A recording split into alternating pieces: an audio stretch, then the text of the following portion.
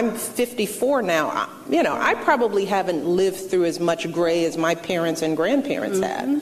I mean, I didn't grow up in Jim Crow. I didn't grow up in segregation, but I still know that history. Yes. Because I'm close to that age. I've heard those stories. I know the challenges that my grandparents went through. I've seen intelligent black men working in jobs less than what they could be because of limitations put on them because of their race. I saw that firsthand. People in their 20s and 30s, you know, fortunately didn't live out that history. Things felt a little more equal. Not across the board. I'm not saying everything has been fine, but I think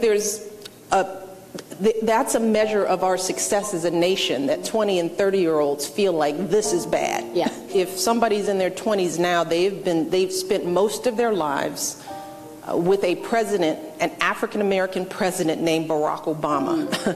Barack Hussein Obama, by the way. So there's a level at which you start taking things for granted that, you know, marriage equality happened in this generation. Yes.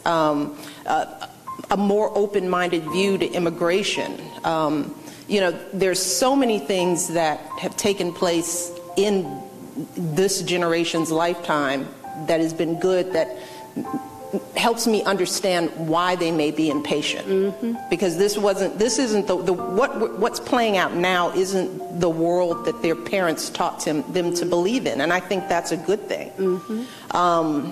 But there are bumps on any journey, you know. Yep. We didn't get here. I mean, you just think of it. We are 50 years outside of the assassination of Martin Luther King. 50 years in my lifetime.